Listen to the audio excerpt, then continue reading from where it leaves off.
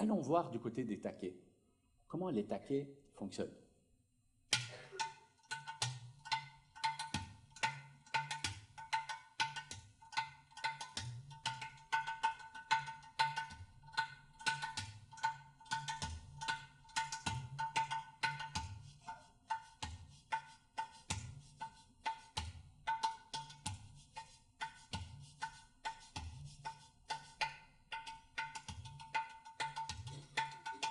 Ils s'énervent aussi parfois.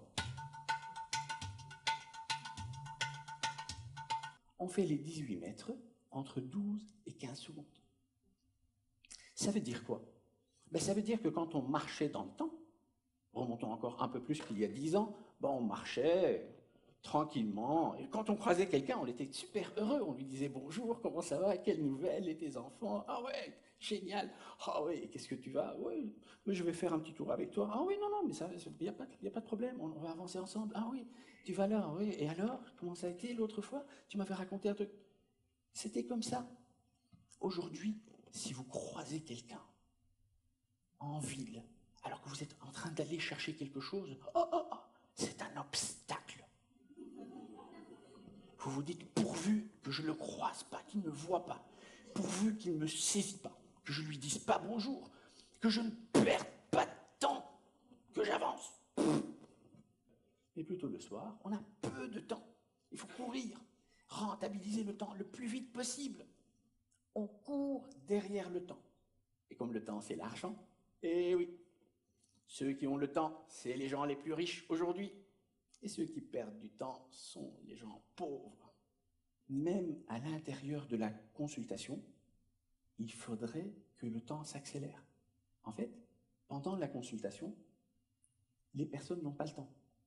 Pour vous dire juste un exemple, il y a de ça une vingtaine d'années, quand j'étais jeune psychothérapeute encore, quand il y avait quelqu'un qui venait, il s'asseyait, il disait ce qu'il avait, et j'étais un génie, puisque je lui disais, je pense que c'est en lien avec la question paternelle, peut-être que c'est dans votre histoire avec votre père, il y a eu quelque chose de cet ordre-là, et que d'un point de vue édipien, peut-être qu'il y a quand même quelque chose. Oh, mais c'est ça, mais vous avez raison, oh, mais c'est tout à fait vrai. Les gens étaient excités, ils trouvaient que, on disait des choses géniales.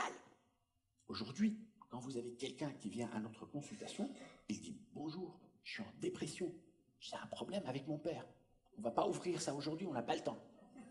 Est-ce que vous êtes d'accord qu'on travaille 6 mois, à raison d'une fois par semaine, le jeudi, de telle heure à telle heure, de préférence? Vite fait, bien fait. Destin, c'est quelque chose qui est préécrit, mais dont on n'a pas accès. On n'a accès au destin que dans une lecture, dans l'après-coup. Oui, tout est inscrit, mais encore faut-il qu'il y ait des événements qui viennent marquer et que l'écriture apparaît. Bref, le visage de ma grand-mère m'est apparu tout à coup comme étant une écriture de toute son histoire. Il suffisait juste de lire. J'ose pas lui dire ce qu'on fait au visage à notre époque.